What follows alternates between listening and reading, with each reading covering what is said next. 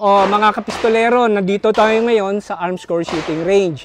At first hand, nahawakan natin yung Torch 5.56. Ito po yung bago ng Armscore. Sa mga naghahanap ng 5.56 dyan, pwede niyo i-consider to. Ganda, grabe.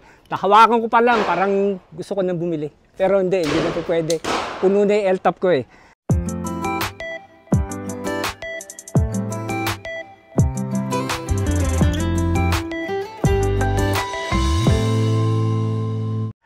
Kasama natin si Sir. Siya yung magpapaliwanag kung ano yung mga feature nito, ha. Sige Sir, ano naman, ilang inches ba tong hawak ko, Sir? Yung hawak nyo, Sir, is 14.5. 14.5 inches. Yung hawak niyo, Sir? Ito naman is 10.5 inches. 10.5 inches. Sir, kasi ito yung lumabas sa online, may chismis dati na yung lower down niya polymer, pero tingin ko hindi eh. Sir, saan gawa po itong lower natin para malaman naman ng mga viewers natin kung ano siya? Aircraft grade 7075. Okay. Oh, matibay yun. Mga ganun. Aircraft grade eh, di ba? Tapos yung pati yung handguard. Oh, ang ganda. At siya aluminum. Aluminum siya. So to Sir, pwede natin kabitan ng mga red dot, Mga red dot. Tapos ito, mga kapistolero, makita nyo yung charging handle niya. Ambi na. Ganda. Tapos syempre yung stock sight niya. Ganda oh. Yung stock sight niya, flip up. Paano ba i-flip up to, Sir? Ang galing. Tapos ito, ginaganon na lang. Oh, yan, flip up sight oh. Pagka siya nakaganito, nakababa, mayroon siyang witness na maliit. Ayun, galing. Tapos to, Sir, pwede pa natin kabitan ng mga tack lights, no? Mga laser, pwede pa. And naka-ambi selector na power select niya, ambi. Galing. Ambidextrous na. Ayan, no? O, mga kapistolero. Mag catch niya, ambi na rin. Hindi lang ambi ang volt catch.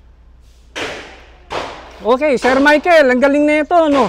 Tapos yung niya, ito na yun, no? Kala mo mag-pull, eh, no? Oh, adjustable pa yung dot stock niya. 6 slots. 6 slots. Position. Ganda, galing. 2, 3. Tapos mga kapistolero, tingnan nyo, ang forma ng kanyang handle, oh. Galing, oh. Oh, ayan. Sir, gano'ng kabigat to? Medyo para sa akin magang eh. Ito mga Prox, sir. 3 kilograms. 3 kilograms. Magang. Para sa akin magang. Para sa 556 magang. Mabigat pa yung M4 ko eh. O kaya mga kapistolero, baka gusto nyong i-consider to. Torch. Ang ganda. Torch. Okay? Di man natin maiputok, pero nahawakan natin. Okay? O, ano pa hinintayin nyo?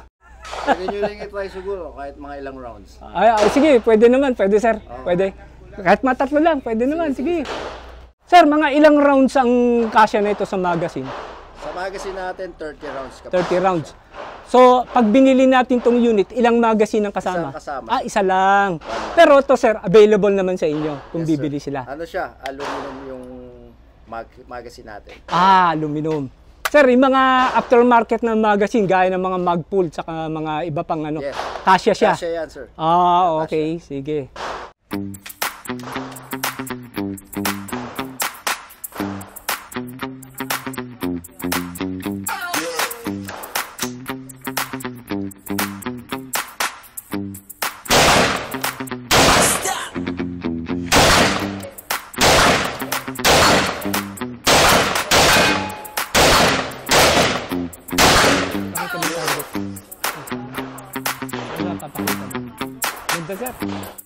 May chance tayo na masubukan natin. Okay, patingnan natin.